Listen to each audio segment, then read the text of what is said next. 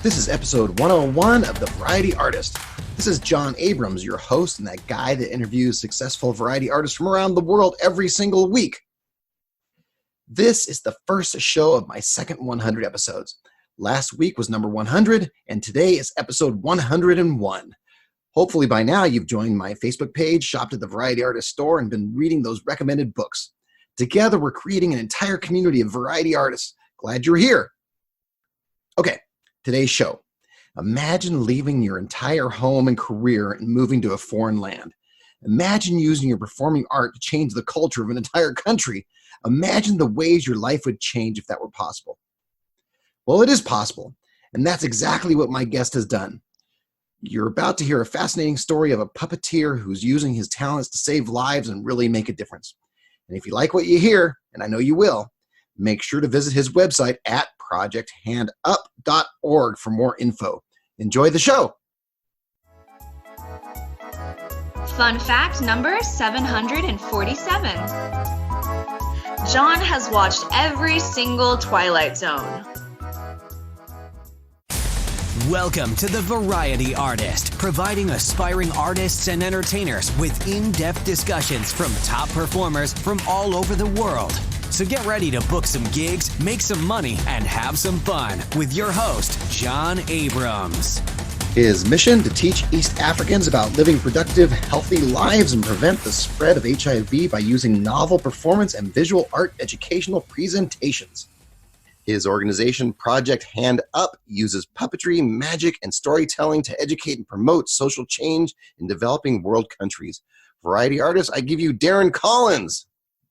Hello, John. How you doing? I'm doing good. How you doing, Darren? I really am.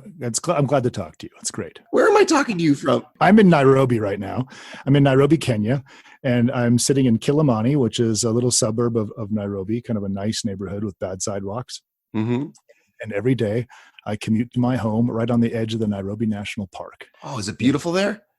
Yeah. I grew up next to the Olympic National Park in the foothills in Washington State in Port Angeles. And now I live almost the same distance from the Nairobi National Park as I did from the National Park back in the Olympics. It's really cool. I've always had this great view since I was a kid. I watched The Lion King last night, and I was like, I know all these animals. I know all these landscapes. They're right in front of me. In fact, we had lions on our property like 3 weeks ago, and they killed 3 of our pigs. Oh, no. And they were eating the pigs just about 30 meters, 90 feet. I'm still American. Yeah. I don't use the metric system well, but about 30 meters from my house, I could hear them chewing the pigs. And I shined my light, and I made eye contact with a wild lion next to my house for the first time. Wow. It was really, really impactful. I can't describe how exactly awful and wonderful that experience was, but yeah, eye to eye with a lion about 3 weeks ago. Yeah, it's intense, man. That's very strange. I mean, on one side you're like, wow, I saw a lion, but on the other side you're like, wait, he's eating my pigs. And they killed a guy like 2 months ago. Just about a mile from my house. They got a guy at like 1 o'clock in the morning. Yeah, that we're on full alert. Wow. Right now. So is that one of the reasons we're doing this podcast, this interview? So at this time? Yeah, it's basically an early memorial for me, just to have it on record what my life is all about. Just in case you're not around tomorrow? Is that what you're saying? There's a real good chance. The locals are always like, aren't you scared? And I'm like, well, I don't actually think they want to eat people as much as they want to eat pigs. Yeah. It's like the old joke. I don't have to outrun the bear. I have to outrun you. As long as the pig tastes better than I do, I think. That's right. And as long as you're not walking home with a bag of pork rinds in your hands, you're probably okay. Yes. So what is Project Hand Up? Oh, we don't want to talk about animals for a while? Oh, no, we can if you want. We can talk more about that if you want. Sorry, I got on a tangent there. Let's get this name straight, because I know I messed it up a couple of times. It's Project Hand Up, right? No plural, no nothing. Absolutely. It's a terrible acronym, which is like Healthy Africa New Directive Using Puppets, which we never use, but that was the thought. It's also a call to action. Like, if you will promise to treat a child born with HIV with dignity and respect, please put your hand up. It's also philosophical. Like, don't give people a handout, give them a hand up. Oh, there you go. But that's the idea. It's singular. Project Hand Up. It's not like hands up. This is a rubbery. It's not like that. Yeah. Yeah, that's something completely different. Project Hands Up. Oh, and it's symbolic for doing puppetry. You literally put your hand up. Like, oh, that is true for puppetry, huh? Yeah. That's the idea. Now, you started out as a puppeteer, is that right? Yeah, man. I was like 13 years old and I was invited to a church puppet team practice. And I went and I loved it. My big brother is 16 years older than me, and he sent me a box of puppets when I was like 12. And I got really excited because he was really into the Muppets. And my brother had sent an audio tape to the Jim Henson Company, then went off to college. Well, when he went off to college, he actually got a letter back saying, hey, we like it, come audition. But mom and dad thought it was the Muppet Fan Club mailing list. Yeah. So they didn't forward the letter to him because they just thought it was another Muppet Fan Club letter. Oh. So he never got the message. So he never auditioned for the Muppets and never went to New York and gave up on his puppetry dreams. And then in his late 20s, he sent me this box of all this cool stuff. So I just fell in love with puppets because it was the only gift I ever got from my big brother was this giant box of puppets and Muppet memorabilia and that sort of thing. And so that sort of got me going, and I started puppetry. And I guess you could thank your brother for this entire project, huh? In a strange roundabout way. Yeah, my life is sort of like what my brother's life, what he wishes it would have been, I suppose. He wanted to do all the things that I'm doing, but Project Hand Up is basically, it's my life's work now. And it's really this great thing. You know, I was, you know, like I said, I did puppetry when I was a kid. Yeah. And then when I turned 19, I got a job with Puppet Productions. Those are the guys who make puppets. And I was one of their traveling trainers. That was my first job, was going from city to city. I went to maybe 120 cities a year, about 200 miles a day, teaching puppetry workshops for church workers and cops and firemen on how to use puppetry for education. Mm-hmm. And that was my thing. And so I did one tour, and usually it was like a gap year thing for guys. And so I was like, well, can I do a gap year again? Because I'm not going to school as far as I know. So I went and did this tour several years in a row. And then finally I ended up getting a job right there at the company. Now they're a manufacturing company. So their deal was like, they were trying to sell puppets by teaching people how to use puppets. Mm-hmm. That was their sales technique. I was their sales force. But then once I got into the office, I was literally the youngest person there by 20 years or so. When they would get calls for people asking for free puppets, I would field those calls, and if it sounded interesting, I would send those calls over to the owner. And the owner really was altruistic. He loved to give away puppets, and you know, they were doing like $2 million a year selling puppets. They made the McGruff the Crime Dog puppet as well. Oh yeah, and all the McGruff the Crime Dog programming was written out of those offices there. The boss would just come to me into my office and say, "Hey, we're giving away some puppets. I want you to go to Colombia." Like, oh, okay. Or he'd walk in and say, "Oh, Darren, I want you to go to Cuba," or "I want you to go to Cambodia."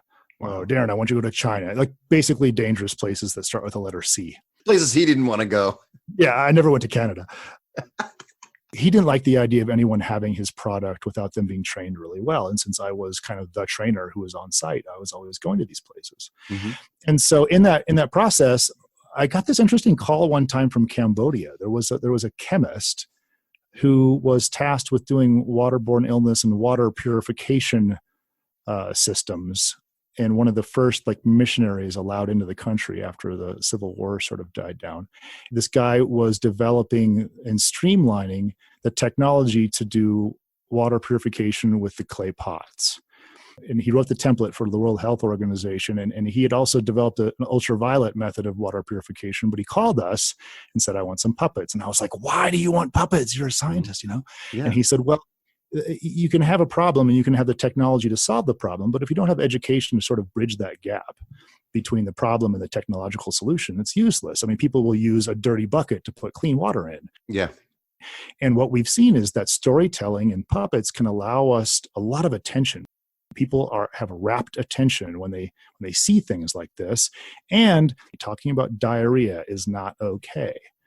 But with a puppet as sort of a proxy, you can parse those taboos and say things you couldn't normally say, and it really holds attention better than a lecture or a flip chart or whatever. And I was like, that's amazing. So I called my boss and said, "Hey, you got to give this guy some puppets." And he said, "Yes, we do." And that was in 1999. And I was already going to Singapore to do some training. He said, "Stop in Cambodia. You're going to Cambodia." So I went there maybe 6 times over the course of the next decade because I loved that work. That was a really cool thing, because after I stopped doing puppetry for that company, I continued to go to Cambodia because I ended up starting my own career of just being a juggler and a puppeteer and a magician. Mm-hmm.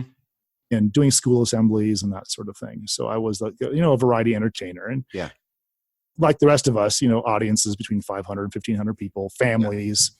Hey, Darren, you've got an hour. That was my thing. I could entertain a family for an hour. Yeah. But I still loved going to Cambodia and doing this because it really made me think, man, this has a higher sort of purpose. Like you could actually use this method of edutainment, like all of us variety artists do really well. And so anyway, but I was fascinated that it was so tangible. Like this is literally life and death. This is like, we're talking about arsenicosis. We're talking about people where 1 in 3 children were dying of preventable waterborne illness in this country at the time.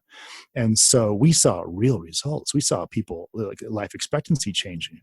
And what was really cool to me is that he used the puppeteers. They would go out in teams of 3, just like I used to do for puppet productions and their tours. They'd go out in teams of 3, but he would also give them a water test kit and a GPS locator and say, when you do your show, and you tell everybody about waterborne illness and what to do and this sort of thing, then ask them, where do you get your water? Hey, everyone, where are you getting your water? Is it from a well? Is it from surface water? Is it groundwater? Is it rainwater? Show us the site.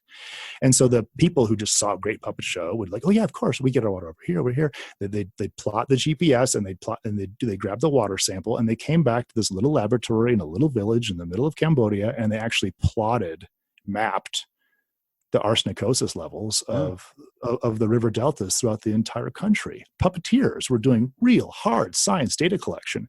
Wow. And I loved this guy. He was so creative, but this guy loved people and they loved him back. And so that was very special. Yeah. How did you go from like working with this chemist to doing your own thing? Well, he suddenly died of a heart attack in his early 40s. And at that time I was like, this is what I want to do with my life. I want to live with this guy. I want to be his underling. I want to do what he tells me to do. And I want to replicate his programs. And so when he was missing from the world, I was at a huge loss. Like that's where I saw my career going. I really wanted to make that shift. And so I dropped my agent back in USA. I got rid of the house, put all the belongings in storage, and just started wandering. I talked to him a couple of weeks before he died, and he was like, Darren, right now my passion is emergency housing, because we had dealt with quite a few refugee situations. The two of us together had sort of also tackled other problems that were occurring in the area, and that was one of them. And so I started, well, okay, let me follow in his footsteps. Let me see what would he do? What would Mickey do? I don't know. So I started to learn how to build alternative houses, like houses out of trash, houses out of like concrete domes, going to these classes and that sort of thing. And this has nothing to do with puppetry. You're just doing this nothing at all. I'm just like, I just want to make sure that, I don't know. It was a big loss. I really thought that was important. Sure. But also at the same time, I'm doing stand-up comedy, taking classes with the Groundlings and with Upright Citizens Brigade in New York. And I'm taking stand-up classes and learning stuff. And so I'm still in this place where I'm doing comedy, also performing. Variety arts is what's paying the bills. That actually pays well. Stand-up comedy doesn't. Yeah. And this cool thing happened. This guy came to me. His name was Kasambwe. He was an African comedian who'd come to America to study comedy. He was from Zambia. He was good. He was a real good stand-up comedian. Kasambwe goes, hey, Darren, will you teach me how to use puppets? And I was like, wait, what? If you know anything about stand-up comedians, no one makes the shift from stand-up to puppetry. It's a real unusual request. Well, yeah, and even in the clubs, like I never juggled in the clubs. I never did magic in the clubs. I never did puppetry. Like I understood the stigma that we have, and I love the art form of stand-up. When I was on the stage, I was just doing that. So to have another stand-up say, hey, I know you do puppets, will you teach me? I was like, wait a minute, why? Mm-hmm. And so Kasambwe, he said, I want to talk with you. Let's go meet. And so we met at the shopping mall, the Galleria Mall in Dallas. And he said, I want to learn puppets, Darren, because I want to do ventriloquism. Okay, but this is so strange. Why? And he goes, because, Darren, since I've come to the U.S. to study stand-up comedy in the last 6 years, 17 of my high school classmates have died of AIDS. Oh, wow. It's because we can't talk about it. we just can't talk about it. Like I can't, to talk about condoms. And he whispered and he covered his mouth when he said the word condom. And I go, Kasamba, did you just cover your mouth when you said condom? And he was like, yeah. I was like, dude, you do a third show on a Saturday night at a nightclub. You can say anything you want. And he's like, this is different. We're sitting in a shopping mall. There's people around. Like, this is my culture. We can't do this. And I was like, oh my gosh. And he's like, I want to learn this so I can go back to Zambia and talk to people frankly about this taboo subject. And I was like, dude, I will teach you whatever you want to know. I got videos. I have a huge amount of experience with puppetry. At this point, I had taught 20,000 puppeteers around the world. It was no problem to just give Kasambwe everything he wanted. But Kasambwe was also really hustling and trying to make a living. And so a passion project wasn't really on his plate. And so even though he loved the idea, it was going to be hard for him just financially. Just all the logistics of trying something like that is not easy. Mm-hmm. And so I said, Kazamwe, do you mind if I just sort of follow your passion a little bit? Because I see what you're thinking, and I think I have an idea. Yeah. He said, yes, absolutely, Darren, go for it. And so that's sort of how I got the path. And I found out from that scientist, Mickey, his wife, that he had started his work in Kenya. And I realized at that point it was time to make some decisions. So, John, here's what I did. Yes. Like I said, I put all my things in storage, got rid of the house. I was living out of my car. I was just trying to learn what I could about humanitarian work and following my mentor's footsteps or whatever, but I didn't really know exactly what I was going to do. So I made a list. I made a list of all the things that I enjoy doing. So I'm about 32 years old, debt-free. I had my house paid off, my cars paid off. Everything was good. I had no responsibilities in terms of like owing anybody anything. I was truly, completely free to do anything I wanted at that age, debt-free. And so I made a list of all the things I like to do. And I made a list of all the things that I'm good at doing, which is not the same list. And then of all the things that I was good at, I went, well, you know what I like doing? I like teaching puppetry. I hadn't done that in a long time at this point. And I said, but I also know that I'm very good at it, because in terms of like the 10,000 hours, I had taught these classes for years and I taught 20,000 people. I know that was one of my greatest strengths. Sure. So I thought, okay, so if this is my greatest strength and I like to do it, teaching puppetry, what would be the best use of puppetry? And of course, that would be like saying uncomfortable things. A puppet is just really good at parsing things that you wouldn't normally be able to talk about in public. That's probably, in my view, its highest purpose, right? Mm-hmm. Like it's like not its highest purpose, but maybe what is especially unique about puppetry is they can say things that other people can't. Yeah. Even historically, who could criticize the king? But a puppet show, the king might invite the puppets to come perform for him, and you could say those things to the king. Yeah, because you can't execute a puppet. Right, you can't. Because I think some of Jeff Dunham's puppets would have been killed by now. You think so? Yeah. I think some of them have. Well, I remember was it the first time he was on the Carson show? And he Carson actually invited Jeff to sit on the couch. And the first thing he did was make fun of Ed Sullivan. And it was like, wow, the guts on this guy. But he didn't do it. The puppet did it. Of course, he's not saying a thing. So anyway, that permission slip to say these things is amazing. And so I thought, okay, so what permission slip is the toughest? What is the hardest thing to talk about? And I'm guessing in terms of like the most common problems, sexually transmitted disease is pretty high up there on the list of things that people don't really want to talk about. Sure. And in every country, not just Cambodia. I mean, the US too. Right now on this podcast, I don't really like to talk about sexually transmitted disease. It's not my favorite, but that's a great use of it. So I thought, okay, so I'm just doing the math. I'm just like, okay, so what has the greatest impact? Well, HIV and AIDS has the greatest impact. Okay, so where is that? Well, sub-Saharan Africa is where the prevalency is the highest. So I did all that arithmetic all the way down to there. Okay, so I guess I'm teaching puppetry to do HIV and AIDS in sub-Saharan Africa, but also as a good observer that my mentor sort of taught me is like, you don't really go somewhere without being invited. I don't think it's right for us dudes from America who think they know it all to go solve someone else's problem. Right. Necessarily. That's kind of a weird ego thing. You don't want to push your way into another country saying, here I am to save the world. Yeah, right. That's not cool. And it's not ever what I want to do. But I had talked to Kasambwe. And so that idea was also in the back of my head about that same time. And I was overseas building a house out of trash. Those earth ships out of is it Arizona or New Mexico? They build houses out of tires. Okay. They were doing a build in Guatemala, and I had just built a dome in a little village in Belize. And we were headed over to Guatemala, and I got an email that said that my renters had bailed out on me. Now at this time, I was debt free, but I was living off of the rent from my house. Oh. I was like, oh no, I'm in Central America and I need cash. They were supposed to pay last month and they haven't paid. So I went on to, I got a little cafe somewhere in Guatemala and got onto internet and went to Craigslist, where I had already stored photos of my house on Craigslist in storage somewhere. I don't know how you do it now, and so I made a new ad that said, hey, I got a house for rent in Waxahachie, Texas. If you PayPal me first and last month's rent, I'll tell you where the keys are hidden. Oh. And it worked right away. Because it sounds almost like a scam. Right? Send me money, I'll show you where the key is hidden. Right. But the other guy thought the same thing. He thought, who would scam like this? This is high risk to give someone keys. I don't know. He also thought it was really weird. I don't know. It was just the strangest thing on either side, for him to trust me and me to trust him. Yeah. It worked. And within days, I had a renter. Wow. And I said, hey, here's where the keys are. And then I said, I'll see you in a month or so when I get back to the USA.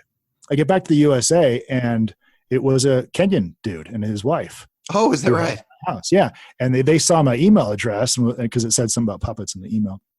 They said, hey, what's with the puppets? So I started to explain to them, and they go, oh, you just got to come to our country. I go back every 2 months or so. Come with me on my next trip. I'll introduce you to stakeholders, people who care about this sort of thing, places where you could, get some work or whatever. And hey, you should do that because we would really love that. And I'm like, wow, that's my invitation. That's what I was waiting for. That's destiny. Yeah, it was really, really cool. Yeah, I went and then we began to take a real serious look, and I started a 501c3 to sort of support it. And then I became a member of Rotary International, and the local Rotary Club in DeSoto was like, hey, we are with you all the way. We hear what you're saying. We understand the model. Let's figure out how to finance this and get you launched. Wow. That's how Project Hand Up sort of started. That's the easy story. There's also the hard story. That's the short version. Well, it's so funny that so many things had to happen like they did for you to be where you are. Yeah. If any of those things, like your person not paying the rent on time, if he would have paid the rent on time, you may have just gone along your life just doing what you do. Wow. Honestly, I've never looked at the silver lining. I still sort of resent that person. Okay, time for me to now. John, you've just exercised this demon of me resenting my renter for bailing on me. I never, ever thought of that. It's true. If it wasn't for your brother. Totally right. If it wasn't for the guy bailing on the rent. Yeah. I see that guy on Facebook from time to time, and I'm like, you still owe me. Like, how dare you? No, you're right. You're totally right. How do you get your groups that you perform for or that your puppeteers perform for? Oh, how do we get the people? Yeah. Okay. So like if there's a school that we're going to, like, how do we find them? Yeah. Yeah. So that's sort of an interesting thing in that that's not hard. Everybody wants something for free. And so giving them a free show is not a problem. Mm. Like in Nairobi, we know the statistics, we know the neighborhoods, we know where prevalency is higher than others. And so what we tend to do is find a region, and then we will actually just permeate the region. Like, so if there's a school of 1,000 children, we'll go to that school. But if across the street there's a school for 25 children, we also go there. It's the same cost, it's the same expense, the same time. The numbers don't look great to stakeholders and donors, but the idea is that if we're teaching something like this, everyone in the neighborhood needs to know. Because like for little kids, we're not really teaching them about sex, right? So we're teaching little boys about girls have autonomy. They have the right to say no. So we do like a show that's really basically about consent, because a lot of sexually transmitted disease really boils down to that issue. And so setting up good behavior and doing gender equality is also one of those elements. But imagine if you teach some of the boys in the neighborhood, but not all of them. Well, that's not useful in that way. So I choose the schools by choosing the area and then going everywhere in that area. There's lots more show, and Darren has some hilarious stories coming up. But I'm so inspired by his story, I want to take a second to encourage you to help Darren help others. Make sure to go to Darren's website at projecthandup.org and click on the Get Involved button. He lists all sorts of ways you can help Darren's group make a difference. That's projecthandup.org. Now, on with the show. When I came here, I believed that I was the first, which is sort of an arrogant sort of thought. I thought, well, no one else is doing this. Turns out I just didn't find them. I don't know how it happened, but I never ran into the guys who actually have a long history of it. There was actually a man, Dr. Eric Cristal, who came to Kenya in the 70s, and in 1994 introduced puppetry to East Africa through Gary Friedman, a South African puppeteer who was doing puppets against apartheid. He started training. They developed a program here through a family planning in the private sector organization to do HIV and AIDS education with puppets in 1994. Up until then, there was no history of puppetry in this country. So through Rotary, though, now if you know anything about Rotary, you know that there's not a lot of puppeteers as Rotarians. I don't know either way. Rotarians are generally like, the chief of police, the guy who owns the biggest shop on the corner, the former mayor, the fire chief, et cetera. They're usually the who's who of any given town, but usually a business owner. It just so happened that I happened to own a business making puppets at the time, and so they invited me in to be a member. It's quite unusual for an artist to be a Rotarian. Mm-hmm. And so I was sort of singular and alone in Rotary when it came to finding people with similar occupations until I came to Kenya. It turns out the past president of the Rotary Club of Nairobi was Dr. Eric Cristal, who was the one who brought puppetry to East Africa. Okay. And his final project before he retired, he saw my grant come across his desk and said, "Oh, I don't want to partner with those guys. I want to do this." And so my first project in Rotary that launched Project Hand Up was his last project in Rotary before he retired. His club, the Rotary Club of Nairobi, and my club, the Rotary Club of DeSoto, started this project together. He said, "Hey, by the way, if you're going to be over here doing this project, do you want to live at my place?" And I was like, "Sure, okay." I live in an artist village on the edge of the Nairobi National Park in a forest that his wife actually planted 40 years ago. Wow. It's filled with baboons, hyrax, and Sykes monkeys. We can see most of the animals from Nairobi National Park. We have all the big five except for elephants. Mm. I wish anyone could spend a day with me. Like even to get here this morning, I was on the back of a motorcycle going from my little forest all the way through the world's largest urban slum of Kibera, all the way to this place. And so what I see from the back of this motorcycle is the most amazing things. I can't believe that a kid puppeteer, now I'm here. What a life. I think, well, John, I think I'm a little bit of a loss for words right now because Dr. Eric Cristal actually passed away on Wednesday. He was the only one that I'd ever met in my life who understood the path and actually also walked it, because he had done puppetry for development work specifically for HIV and AIDS here in East Africa. And he was actually one of the greatest men I ever met. I got to live with him and see him almost every single day for the last 4.5 years and just sit at his feet and listen, because he actually was born in South Africa. And this guy, he actually marched with Dr. Luther King at Selma. He met Dr. King several times. He spoke on the dais with Malcolm X. He petitioned JFK to allow African Americans into the Peace Corps. He spoke with Dr. King a few weeks before he was assassinated. He helped elect the first African-American sheriff in the American South. Wow. He also initiated the protest, the teach-ins during Vietnam War protests.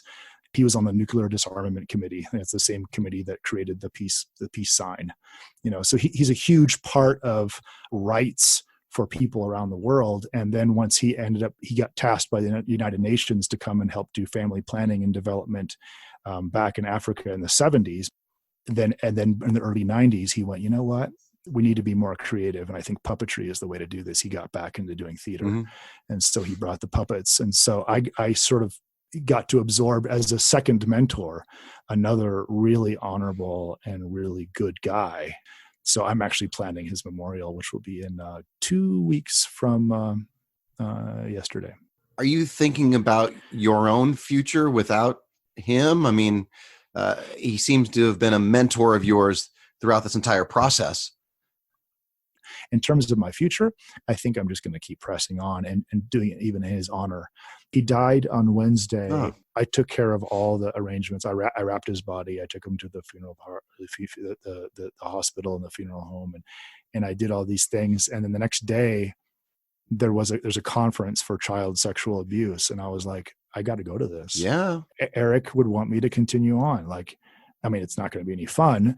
I'd kind of rather be home crying. The work's got to be done. And I can just hear Mickey and I can hear Eric in my head saying, hey, don't worry about us. Press on, press on, keep doing this. Because ultimately, John, the reason I really wanted to come on the podcast, I secretly wanted to, someone suggested it, but I was like, I hope they suggest the variety artist. I was like, I need to be on some podcasts. And Doug Shear was like, oh, you need to be on a variety artist. And I said, oh, okay, good. It's because I just want to tell my colleagues out there, this art form is such an effective way to talk about science. Like oftentimes a lot of artists will use art for self-expression, political expression, or just for fun. And you can absolutely do that, but you can also really use these art forms to talk about tangible, life-saving, life-changing things in places where you wouldn't be able to talk about it otherwise. And you can do it in places where no one else is actually doing it at all. The alternative to talking about telling little boys about consent, the alternative to talking to girls about the risk behavior that can lead to cervical cancer, or talking to the Maasai people about female genital mutilation, the alternatives are like brochures, billboards, community lectures, a video if they have it. Yeah, and a lot of these things are, people don't read them, they don't look at them, or if they do, they've seen so much that it's overwhelming and it's not effective. And the other thing, John, it would be arrogant of me to think that this is unique. It's not unique. It's been done forever. And lots of people have done it. But what I noticed is that a lot of it is done backwards. A lot of it is academics in the university system or whatever, seeing the value and going, we have to do this. So educators come in and they try to do show. And it's like, well, that's really hard. We all know that it took us 20 years just to be good enough to do 60 minutes on stage. Right. And to think that a professor is going to tell his students, like, as a funded grant project for their university, to write a paper about the efficacy of edutainment and come in from that angle, they're not going to do that well. Yeah. Whereas we are pretty quick studies on the ins and outs of just about any subject. I find that comedians and entertainers, thoughtful people, inquisitive people, for us to adapt a university's curriculum and put it into a show is probably far more effective than the reverse. And that's what I saw. Is I would read these papers and they would have in the conclusion, they would say, the audience was kind of the wrong age for what we were doing. And I was like, what? How could that be the problem? Yeah. That can never be the problem. You have to adjust on the fly. It doesn't matter what age they are. You change the vocabulary, you change this and that. Like, it was like, I know how to do this. That's right. All of us variety artists know how to communicate, but not a lot of guys that took it from this angle. Like, for instance, John, like, here's how I made the HIV and AIDS show. Mm-hmm. When I came in here, Eric's puppeteers had already been doing this for 20 years, a few of them. And they said, Darren, you do this the opposite of every other group. And I was like, wait, what do you mean? He says, usually a university will come in and they'll sit us down for a week and tell us all about the situation. And we'll just learn about the situation. So let's just take female genital mutilation. And they'll take that issue and they'll parse it and talk about it. Then the next week, they'll bring in the stakeholders to tell us about why we're doing this. And then the next week, we'll start writing, we'll break into groups, and then we'll discuss the issues and how we would discuss it in a village or in a community. And then a few of us take all that discussion, all those notes, and begin to write a script. And then after we write a script, we figure out how many characters are in it. Then the next couple of days, we start building some puppets. And then the next couple of days, we practice for the organizations like UNICEF or the Ford Foundation representatives or whatever foundations it is, and the university people who are handling it. And then we go out and then we rehearse for a day. Oh, we rehearse for a day. And then we go out and perform. Yeah. And I'm like, what? You're torturing me here.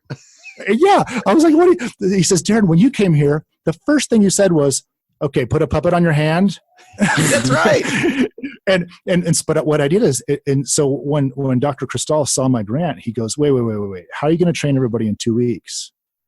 It's going to take 2 weeks just to build the puppets. And I was like, why would we build the puppets? There's professional puppet builders. Yeah. And we can just buy the puppets. And he goes, oh yeah, of course.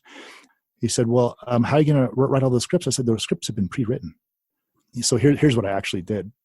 I interviewed everybody who cared about HIV and AIDS, whether it was the pastor or a mom and dad or a grandparent who was affected by it, or a pastor who had talked to his congregation, a nurse who had nursed people. I talked to doctors who would prescribe medication. I talked to children living with HIV about how kids treat them. I talked to their caregivers and the heads of orphanages about what they deal with, and talked to people who have it. And so I talked to everyone who's sort of affected, and I just started making like a book. Yeah. Like, okay, this age group and this gender really cares about this.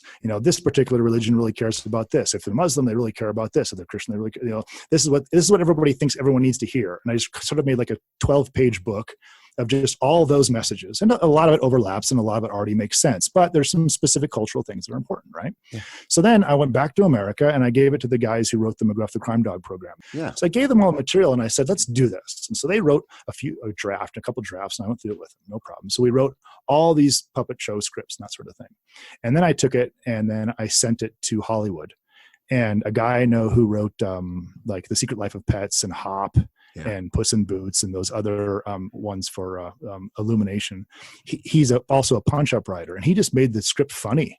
He just rewrote it and just put in punchlines, boom, boom, boom, all this really great, just tweaked it here and there, made little rhymes and stuff, and sort of interesting, and made it Hollywood quality from the already good quality material for children. And then I said, forget it. Now I'm sending it to Nairobi, because I had actually immersed myself in the stand-up comedy community in Nairobi, which is actually thriving. It's actually quite big. Oh. And I said, stand-up comedians will do all translations. There will be no academics will touch this script. It's going to be stand-up comedians who know the people that they're serving. And those guys cared too. Those guys have all been affected by HIV and AIDS. So it was a no-brainer for them. So they went through it. And then I pre-recorded all the voices. I went into the studio. I hired one of the best producers in Nairobi, and I just got a bunch of comedians and celebrities and good guys to actually do the soundtrack. So the puppeteers could just do what puppeteers love, which is manipulation. They just love to just bit behind there, put their hand in the air, grab the rods, move this, move that. That's what they're best at.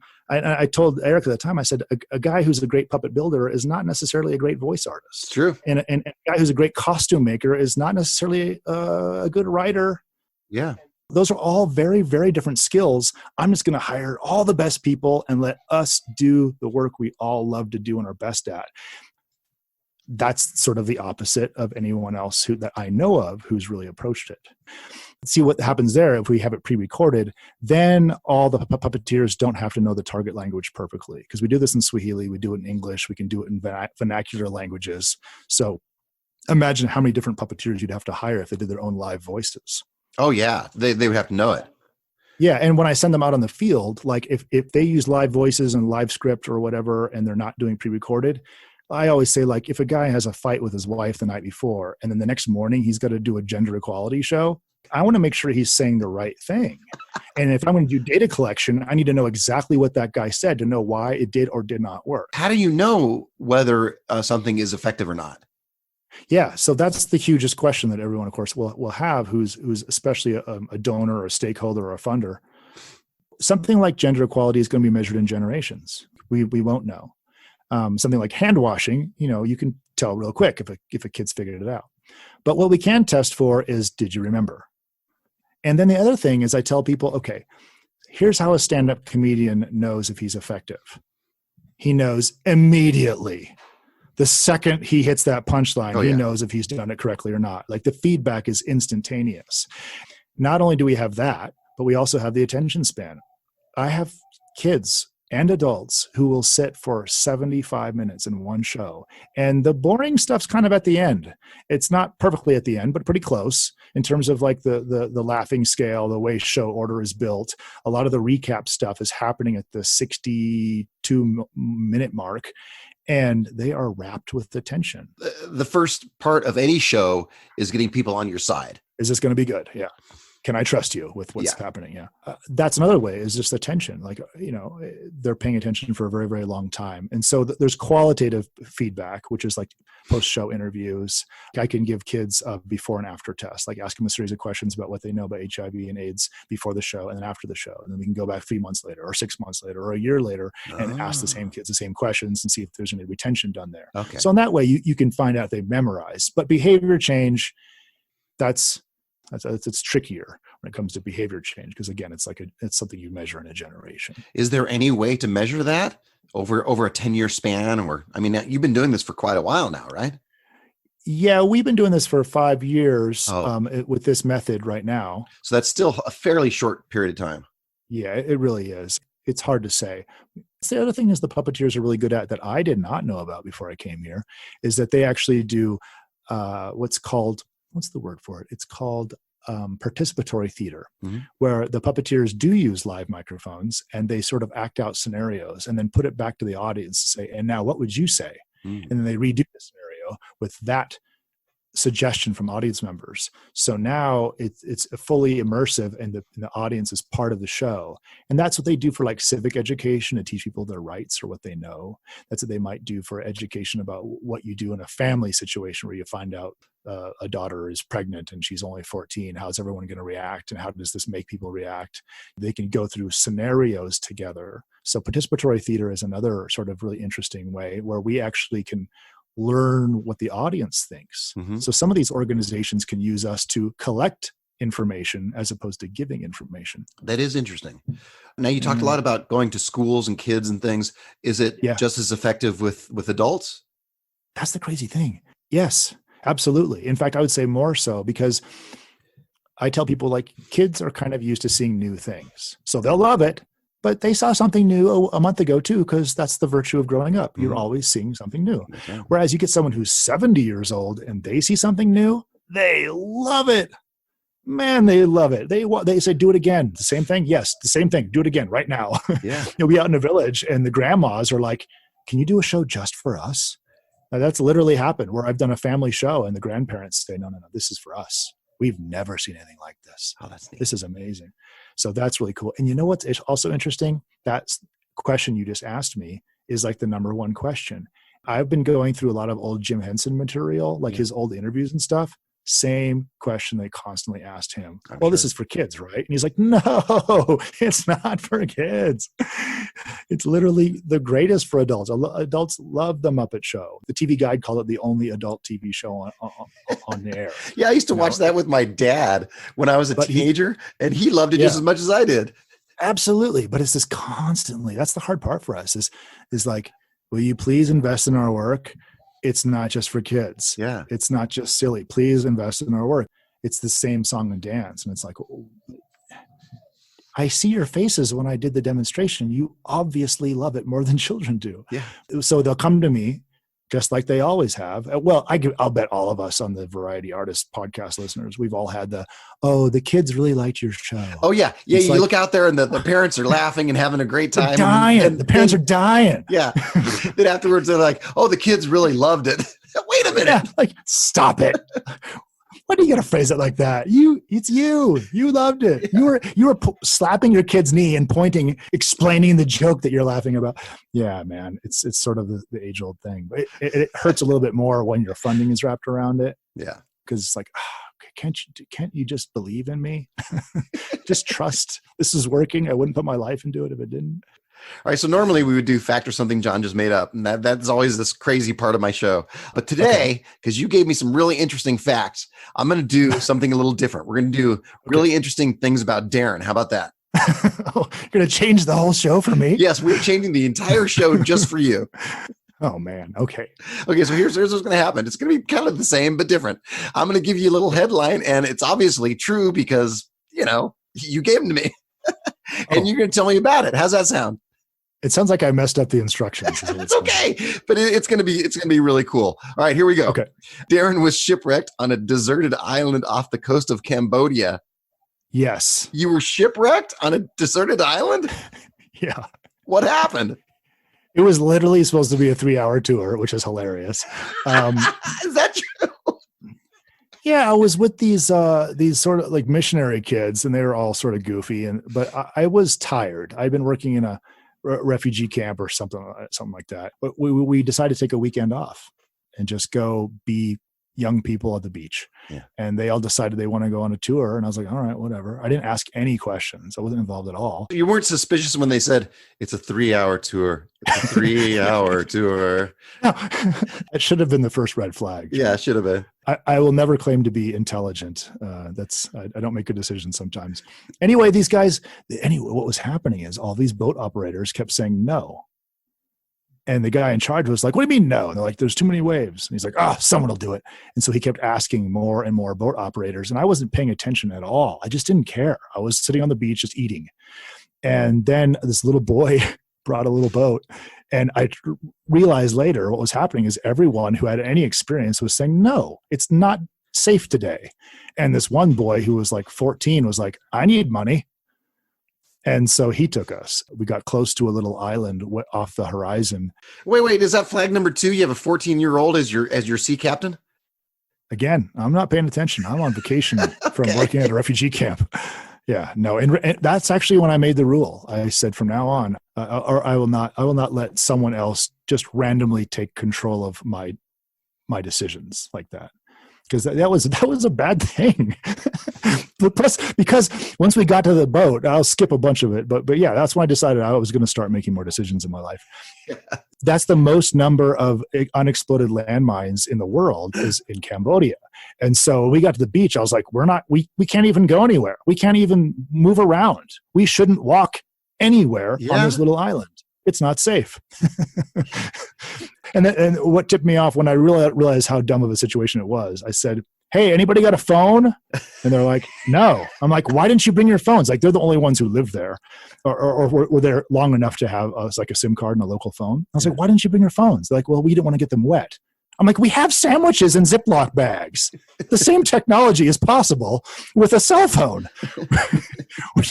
You've managed to plan to keep the sandwiches from getting wet. You couldn't apply that same technology? I don't know. So it says you were shipwrecked. So were you stuck on the island for a while? Yeah, we were. We got rescued the same day. Oh, same day. Okay. Yeah. The headline is better than the story. The crazy thing was these guys picked us up, and when it was the middle of it was like full moon. It was like by the light of the moon, we had to jump from one boat to another off of the shore, and I was getting electrocuted because the waves were hitting the battery box or whatever to the boat, and I was holding on to something metal. It was electrocution and falling off boats and jumping from one boat to another at the same time. And then when we got there, I said, does anyone here even speak the local language? And this one girl goes, oh, I kind of do. And she came back and she goes, I just heard the boat captain on the CB radio. He said, either we have 6 Americans, how much can we get for them? Or he said, we have 6 Americans, how much can we get from them? Yeah. Wait, is there an ending to this story? So well, I'm alive. I'm alive. No, dude, I tell you, John, I listen to your podcast. There's a lot of you guys who do not fully finish your stories. Okay. I have been wrapped with the tension where I'm like, what happens next? Did she vomit on the kid in front of her, or did she vomit on the kid behind her? You know, I'm just like, what happened? And the guys just taper off with the stories. No, what happened was we got to the dock. And they just said, wait here for the owner of the boat. And I finally I said, guys, I'm making the decisions. We are not waiting here at all. This is scary. It's the middle of the night. We're in these random docks. We don't even know what city we're in. We're just getting together and we're running in a group as far and as fast as we can until we find some mode of transportation that we can get on and start heading back to a city we recognize. Mm. And so we took a bunch of money and shoved it in the kid's hand and ran. The Cambodians they just didn't stop us. They were not happy that we were running. It was like a Jackie Chan movie with like an action sequence on the docks of this Cambodian small town. It was so far from shore. We found locked gates on the edges of the what's it called where boats are all docked? That place. The boat dock. Yeah, man. You're so good at this. I'm grieving right now. My vocabulary is not catching up with my brain. Yeah, so we found a locked gate, and we ran, found another locked gate, and ran, and finally found a little hole in the fence, and ran out there and flagged down a motorcycle driver. And everyone was like, "We can't ride on the same motorcycles. Boys and girls are not allowed to be on the same motorcycle." I said, "Forget it. I'm in charge now. You go with him. You go with her. You go with him, and we all get on bikes and we go now." And so we all just took off out of there, and propriety be damned. We let boys and girls sit, because in Cambodia you don't actually touch the other gender at all. I'm sitting here sweating. Really? No. Okay. It's too early to sweat. Too early, too cold. Yeah, but that was a great story. Yeah, I tell that story from time to time with great length. I try to turn it into like a 30-minute thing. Yeah. that was good. All right, we're going to go to our next really interesting thing about Darren. Okay. Darren's office was shot up by police in Nairobi. Yeah, man, that's the thing. It's hard here. I mean, I'm joking. I sound healthy. I feel good. It's a good place to live, like physically, but it's not a great place in terms of safety. Things are challenging. A lot of death. And one night we actually left our office like at 5. Some police were chasing some kidnappers or something, and they just riddled bullets through the building. And I came to work the next morning, and there was bullet holes and shells, and at face height in our offices. And how did you even find out what had happened? Well, the stories get around. I mean, it really got around. Eventually, everyone pieced it together. But it was kidnappers who were cops, set up by other cops, so they could go specifically kill those bad cops without having to go through the justice system. Wow. So it was a series of setups and intentionally trying to kill these guys. Wow. And that's the story that got back to us. So do you just go back to work? You just go back in your office and you're like, well, here we go. Another day, another dollar. For sure. Yeah. I mean, our first producer who did who did a song for us, he was right when we were just getting ready to come back to the country, because I'd gone back and forth to USA a few times. About a week before I came back, he was murdered on his way home. Oh. And it's just like, man, that was our studio producer. He just went home a little too late, wrong place, wrong time. So tomorrow when I'm going to Facebook message you. You better return my Facebook message. I'll be fine. All right. The final really interesting thing. Well, there's probably lots of really interesting things about Darren, but the final one that I have here, Darren's last gig in Bogota. How do you say that? Oh, Bogota was canceled because guerrillas bombed his hotel weeks before his arrival. Yeah. I remember we were invited by this company to do a giant puppet show with like robotic puppets as a alternative to Halloween. Their claim was that in Bogota on Halloween, there's a lot of kidnapping.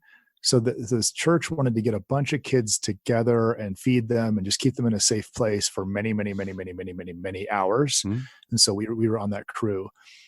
Just before we were buying the tickets, the hotel blew up. Oh, and they're like, "Oh yeah, guerrillas like attacked that," and not the animal, but the freedom fighters. They blew the place up, and I was like, "They just blew it up? Our show is 3 weeks away," and they're like, "Yeah." I'm like, "That's the best time to go. If a Taco Bell on 3rd Street has food poisoning outbreak on Monday, the next 2 weeks are the best days to go to the Taco Bell on 3rd Street. They cannot afford that to happen twice in a row." Have you seen the movie The World According to Garp? No. Okay, there's this movie called The World According to Garp. It's one of my favorite movies of all time. So Robin Williams is standing there with his wife, and they're looking at a beautiful house they're about to buy. And they're saying, "Oh, there's 4 bedrooms, and it's beautiful. This bedroom's beautiful, and the bathroom, whatever." A little 2-seater airplane comes flying in and totally destroys the house. Just lands right in, just crashes into the house. And Robin Williams says, "We'll take it." and the realtor looks at him and says, "What do you mean you'll take it? An airplane just crashed in the house." He goes, "What are the chances of that happening again?" Okay, so my point of view is not without precedent. No, that's great. Yeah. My other favorite memory of those trips to Bogota was, I remember the first day we went. I went with, I don't know if you know him, but Shaggy the Clown. He's a Puerto Rican guy who's a great performing artist. Okay, he was with us, and he got into the hotel room before I did. And I go, "Shaggy, his English is really broken, especially back then." But I said, "How are the beds?" And he goes, "Danat, dun dun dun." What? I was like, that's the perfect description for a bed I've ever heard. He was saying, like the Flintstones, it was hard. It was a hard bed. He couldn't come up with the right words real quickly, so he just did the Flintstones theme song. Thanks for helping me out with that. Yeah, I got it right away, but I guess I speak clown. Yeah. Now, before I let you go, how can somebody get involved in Project Hand Up? I hope they've made it this far. Oh. If you've made it this far, basically right now, projecthandup.org is where I'd like you to go. And I'd like you to click on the Patreon link, because we finally decided, after all these years of just pushing and fundraising, that we've never really taken the time to say, hey, we need a hand up. These puppeteers, there's 10 of them. I'm now responsible for, just keeping guys employed. If I can't keep them employed, they will have to hustle and find other work if I can't keep them busy all the time. And it's very, very difficult here. So I would really, in my dream, it would be like, oh, I wish every juggler, puppeteer, magician, stand-up comedian, and a school assembly performer would give $2, just solidarity, or $5 or whatever. Just go to Patreon and say, we believe in what you're doing. We want you to keep doing it. Take heart. Here's some money. You can repair those windows that the police shut up. Here's some money. You can, when your battery backup fails, you can buy another one. Here's some money so your puppeteers can at least buy into government insurance, and have something going for them and make something of themselves. Because we are actually prepared to be a $250,000 company right now without having to make any other changes. Like, we have the equipment, we have the personnel, we have what it takes. We just don't have that money. So right now, John, all we do is wait for someone else to believe in what we believe in and give us a project. But we're prepared to do that without anyone else. We don't need a sending organization. We know what our communities need, and we can provide that, and we can do it in different languages. But we do need that money. So my greatest hope would that people would go to patreon.com/projecthandup, or go to Patreon, or go to projecthandup.org and just click on the link there. It's pretty obvious, but it says, get involved. And the get involved link says, go to our Patreon page. There's even a Patreon link in the upper right-hand corner of projecthandup.org, and just pledge monthly. If we had a monthly income we can depend on, then I go, okay, I can budget this. I know how much guys can get paid. I know how much work we can do. I know how many lives we can affect. This is really life-changing stuff. So I guess that's the answer. Well, thanks for joining me today, Darren. This was awesome. You're doing awesome work. Thanks for having me. And any one of you guys who ever wants to come out and teach or be involved, you absolutely can come visit. I have a cottage for you. I can plug you into field work. I can plug you into work behind the scenes. If you want to just take a bit out of your career, a week, 2 weeks, 3 weeks, a month, and help out, I can make all the arrangements, and it will be safe. If someone wants to do that, how can they get a hold of you? Just Project Hand Up. The email address is there. You can find us on Facebook. I handle all of it, so I will see it. Or if I don't, Veronica will. This is real. I've had jugglers come out here. I've had puppeteers come out here. I've had clowns come out here. Yeah, there's a place for you, for sure. And I can let you meet baby elephants and giraffe and all kinds of cool stuff. Would you mind if I put your personal contact information, or the information that you're giving me, on your show notes? Or on the Variety Arts absolutely. page? Yeah, just Darren at projecthandup.org. Okay. Yeah, then my email address, that would be great. Yeah, that'll just make it easier for folks that want to get involved. All right, thanks, Darren. That was great. And thanks to all my variety artists, and tell your friends all about the Variety Artists podcast and all about Darren's project. Thanks again for hanging out. Now go out and book those gigs, make some money, and have some fun. That's all for this episode of The Variety Artist, but your journey continues on our website. Go to thevarietyartist.com for more strategies, insight, and resources, as well as show notes on today's guest to assist you in your career. We'll see you on the next episode of The Variety Artist. But until then, go out and book those gigs, make some money, and have some fun.